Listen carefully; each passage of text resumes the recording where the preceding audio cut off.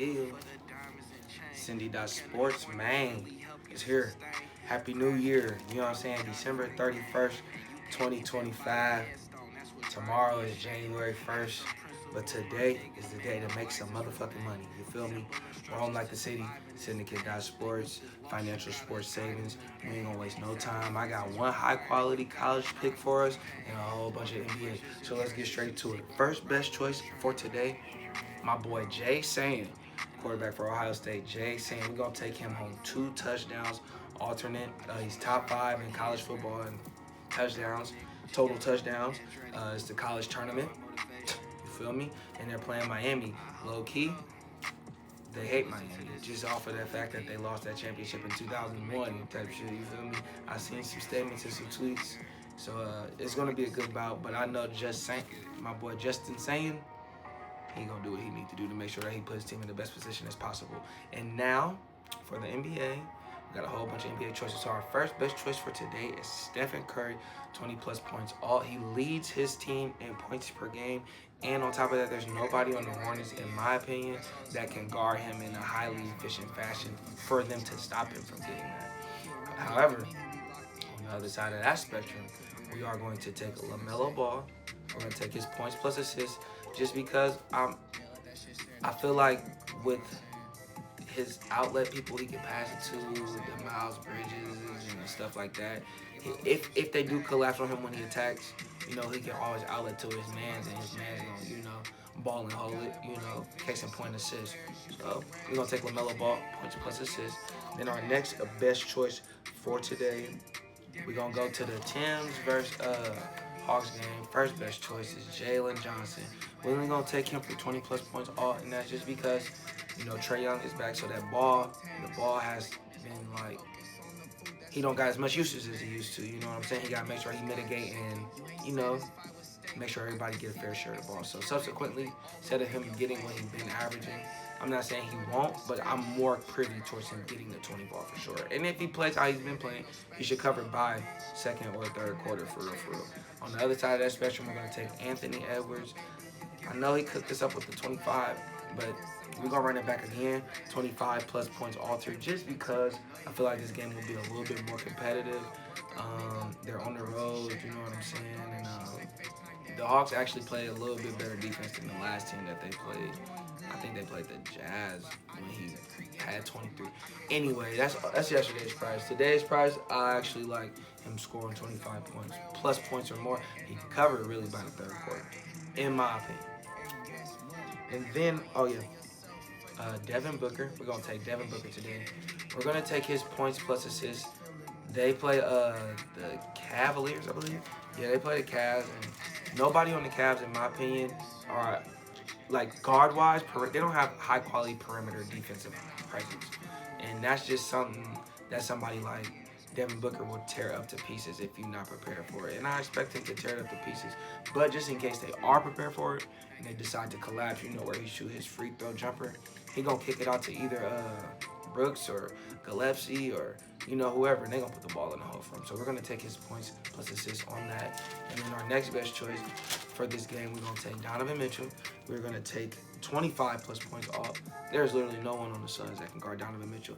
The only thing is Donovan Mitchell gonna be able to guard Donovan Mitchell? Is he gonna be in his head and not be able to complete the job? And I don't think he is, because they just sold it against the Knicks, and I know that shit's sticking with him. So he got a point to prove, and no better way to prove it than against the Suns. So Donovan Mitchell, 25 plus points all. And then we're going to take, for our next game, Nikola Vucevic. We're going to take his points plus rebounds. They play the Pelicans. Josh Giddey is injured. Let's start there. Josh Giddey is injured, so subsequently Josh Giddey leads their team in points, rebounds, and assists. So we're going to take Vucevic points, rebounds, because a high usage points and rebounds are gone for like 30 days. So subsequently, they're going to lean on their veteran to put the ball in the hole for them. And plus, they're playing the Pelicans. The Pelicans literally have no big presence at all. Shout out Derek Queen, though, the rookie, you balling. But, you know what I'm saying? He really like a point center anyway. That has nothing to do with Vucevic. Vucevic going to get down there, crash boards, put the ball in the hole, you know what I'm saying? Boom. And then Okay, I'm sorry. Jalen Brunson. We gonna go Spurs versus Knicks. NBA Cup rematch. Jalen Brunson, 20 plus points. All he leads his team in points per game, and I don't see no one on the Spurs that can, like guard wise, that can guard him. As long as he can get to his spots and keep the ball in the hole, keep the game close, should be no problem. And then on the other side of that spectrum, we're gonna take D Fox, but we're only taking 5 assist alt, and that's because Wemby is becoming more implemented into the rotation, and plus they have their other plethora of guards that's out there. And I'm saying that to say their whole focus is to win in the best way they can win. And if they feel like the best way they can win is to rotate the ball, they got D Fox who can rotate the ball at a highly efficient fashion. It's just all about the competitiveness of this game, the tenacity of this game, and the ability to complete the task. If he can get these things done, should be no problem. And then we're going to rock for our last best choice, of course, for this game at least, Victor Wembanyama. We're going to take him for 15 plus points all though, because you never fucking know with his motherfucking time management if he's going to play the whole game, he's going to play 20 minutes. But what I have known, whether he plays the whole game or 20 minutes, always covers 15.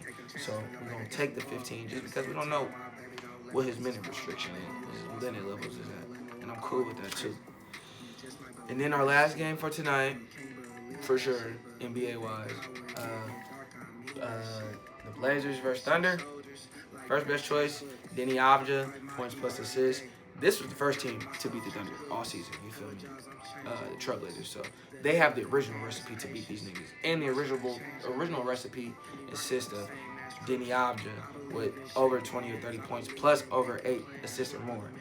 And they beat these teams. They beat them once. The other team beat them twice. But he still had the same formula of success every time he played them. So for them to continue to do what they have done to the Thunder in the past previously, I expect him to do what Denny Avdija has done in the past previously.